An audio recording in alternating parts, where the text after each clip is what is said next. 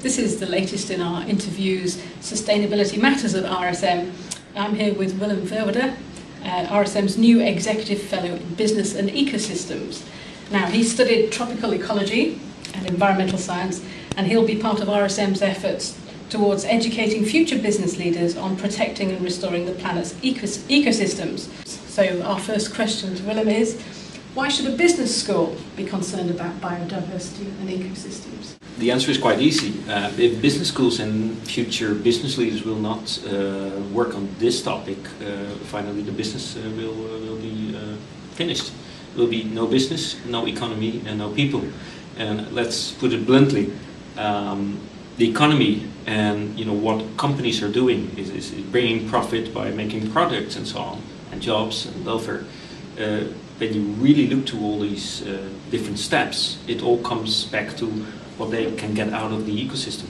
Whether it's the ecosystem before, of a million years ago, like oil, or the ecosystem, let's say, nature, like with other products like fish or timber or bricks or whatever. It's all based on ecosystems. So we have to be sure that companies understand what ecosystem provide. We call that the ecosystem services, and what the ecosystem fundamentals are, so that they can not only continue their business, but also help in restoring the ecosystem to be right in place. Yep. Yeah.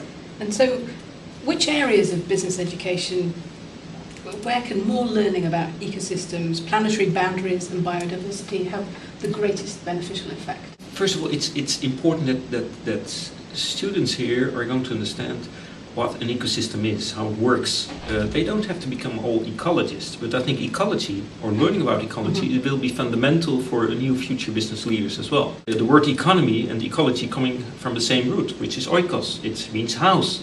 So on the one side we need to know more about the house, that is ecology, before we can use it in a sustainable way. That's economy. What I would like to see is that you can learn that in partnerships. That is much stronger, so different companies working together to restore ecology in the same way as they do restoring the social economy, for instance, in a neighborhood with jobs and creating products. Okay. So in the past, you've been an advocate for biodiversity. What are the greatest challenges faced by those protecting ecosystems? The challenge is to overcome to bring the long-term thinking into short-term action, to get governments into this whole topic. Some governments are doing quite well. Other governments just leave it and don't do a lot for the environment or for protecting biodiversity. To get the pricing in order. We are not paying for biodiversity restoration or ecosystem conservation or whatever. We are not paying for this because it's not in the economic system. And now we are facing a new era where we have lots of people on the planet living from less resources and less, you could say, ecosystem services. It's time to change that system. But where to start? I mean, you can only do that if you start with a lot of countries together. It's about new taxing systems. It's a new form of economies. So it's a huge challenge we're facing. Yeah. So how can these issues best be tackled? Learning by doing and making use of the different other networks.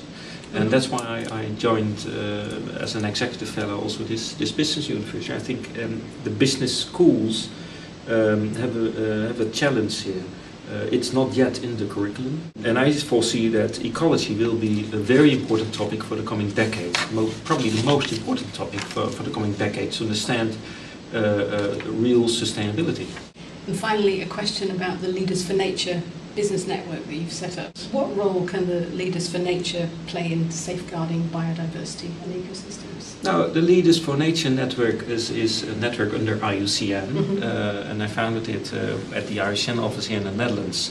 We are now rolling it out internationally in India, soon hopefully also in Brazil. We bring people from companies together around these topics, around practical examples, and inspire them to take action, whether it's in their company, which is important, as in between companies as well. So it is a mutual benefit, I think, for companies to have Leaders for Nature to be partner or member of Leaders for Nature. And it's also good for business universities to associate to that network, because actually it's again bridging the ecologists, the world of IUCN, the world of the economics of ecosystems and biodiversity, TEEP, with learning by doing. The practical, people hands-on in companies doing things. I've seen one of the Leaders for Nature seminars which took place at RSM, and yes. it really does start people thinking. Yeah, But thank you very much. Thank you very much. Bye.